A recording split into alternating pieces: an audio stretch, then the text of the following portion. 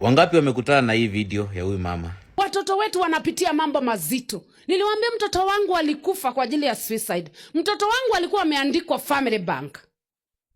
Na akasumbuliwa na akaniambia anaacha kazi.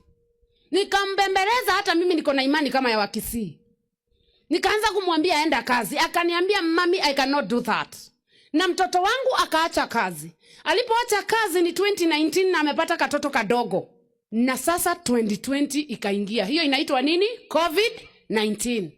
Mtoto wangu lockdown, hawawezi kuja nyumbani, wako Nairobi. Sasa kazi ni tunatuma chakula ile tunapata. Akaanza, alikuwa kijana mwenye bidii. Mnajua Wakikuyu na Wakisii tuna bidii, especially wanaume. Hakutaka kuonyesha kuanguka yeye, hakutaka kujihurumia. Akaanza kuuza vitunguu Githurai.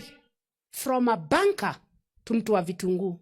Vitunguu ni nani atanunua na mikahawa imefungwa inaingia watu watano.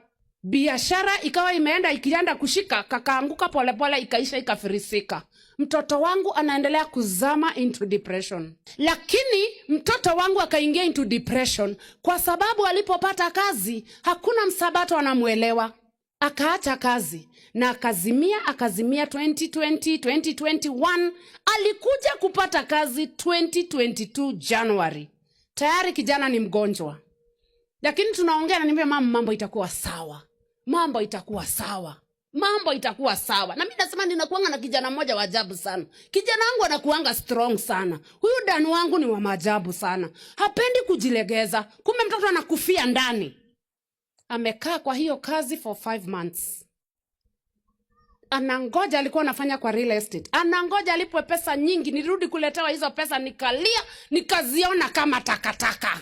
Mtoto wangu akaamka siku moja Monday, nikampigia, tukapiga story, akaniambia unaona venye Mungu anatupenda mami, sasa hata nitaenda, nataka kupigwa transfer niende Malindi. Na mimi namwambia usiende Malindi, huko ni mbali sana, nitakumiss.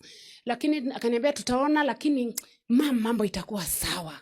In fact tuna pesa nyingi sana na ngoja itoke. Hiyo pesa ikitokea nitakuja tuone venye tutatengeneza nyumbani. Na mimi namwambia hapana, wachana mambo ya nyumbani, jipange na familia. Anambia hapana, nitagawa, zitatosha.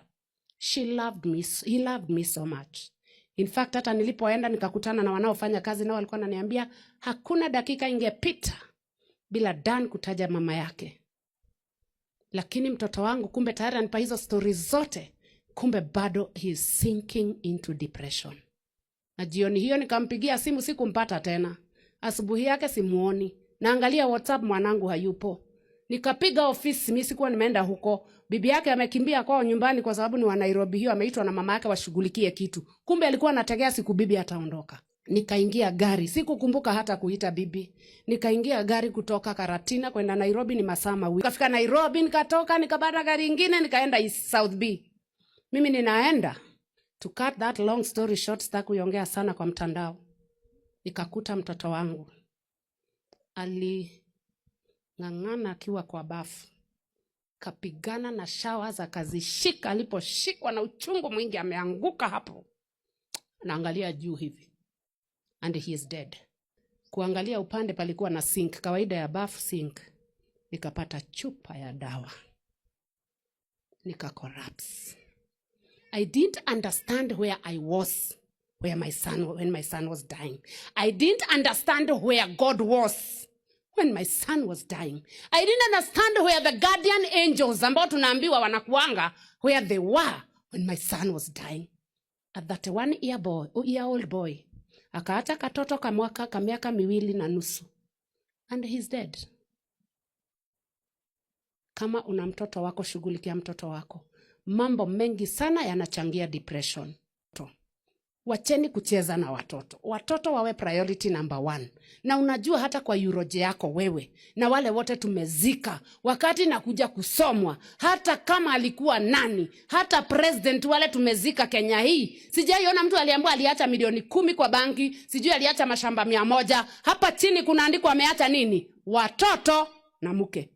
Ama watoto na mume. Hata mbinguni, ndugu na dada yangu, utaulizwa tu watoto. Bro, my sister, kama uko hapo,